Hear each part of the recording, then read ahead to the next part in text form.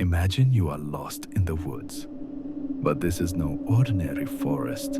The trees tower too high, the birch bark is too pale, and the silence is so heavy it rings in your ears. You feel a gaze burning into your back. Twilight falls, the cold seeps into your very bones. Then you smell smoke. Not the cozy scent of a campfire, but something older, something charred.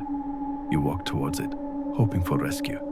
And then, in the clearing, you see it. A hut.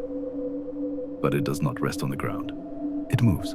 The timber creaks and groans as the house turns to face you, on two gigantic scaled chicken legs. Your heart stops, because you realize you haven't found shelter. You have found the home of a being older than the forest itself. You have just knocked on the door of Baba Yaga.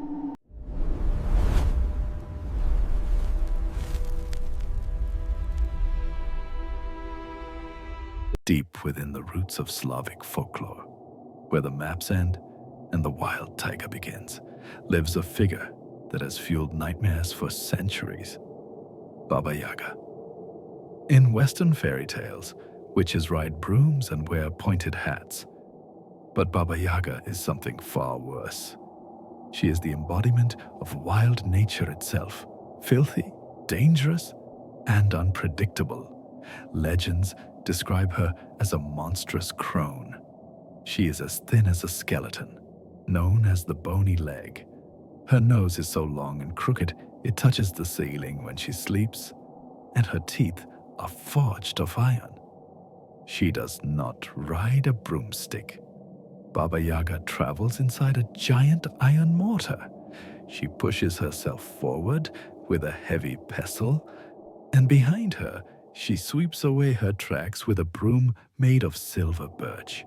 No one knows where she comes from, and no one knows where she is going until it is too late.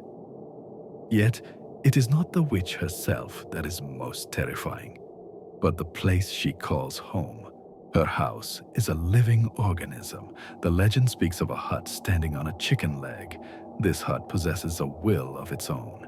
It has no door and no windows until you speak the correct incantation. Izbushka, Izbushka. Turn your back to the forest and your face to me.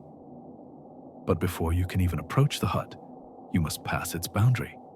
And this is a sight that breaks the spirit of even the bravest knights. The fence surrounding her domain is not made of timber, it is forged from human bones. Upon every post rests a human skull. And when night falls, the eye sockets of these skulls burst into ghostly flames, bathing the clearing in a corpse light. This is no decoration, it is a warning.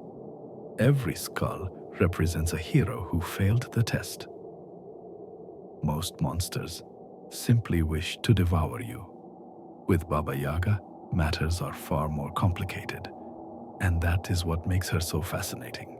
She is not pure evil like the biblical devil. She is like nature, cruel, yet occasionally just. She may roast you in her oven and gnaw on your bones. But if you're clever, brave, and most importantly, polite, she may grant you aid. Many heroes have come to her seeking wisdom, magic, or fire, but the price is always high. Baba Yaga asks questions. She assigns tasks impossible to complete. Separate poppy seeds from dirt in a single night. Carry water in a sieve. Bathe her children, the snakes and frogs. There is one rule in her hut. Do not ask too many questions. As she says herself, those who know too much grow old too soon. If you show weakness or fear, you die. If you show strength of spirit, you may leave with a gift that changes your destiny. So, who is she, truly? Some folklorists believe Baba Yaga is more than just a cannibalistic witch. Her hut is always found at the edge of the forest. Why? Because she is the guardian of the threshold, the boundary between the world of the living and the realm of the dead. Her title, the Bony Leg, symbolizes that she stands with one foot in the grave and the other in the spirit world. Meeting Baba Yaga is the ultimate test. You must stare into the eyes of death and not blink. Only then do you become the true hero of your own story. Those who fail become merely another skull upon her fence. Remember this. When you next walk through the woods and feel a sudden, inexplicable unease, perhaps it is just the wind, or perhaps you have crossed into a territory where your world's rules no longer apply. If you hear the snap of timber and a sound like the heavy tread of a giant bird, do not turn around. Just keep walking and pray you are not the one she is waiting for. That is all for today on Echoes of Legends. Turn off the lights and sleep well, if you can. If you are brave enough to hear the next story, subscribe to our channel and leave a like to keep the darkness away.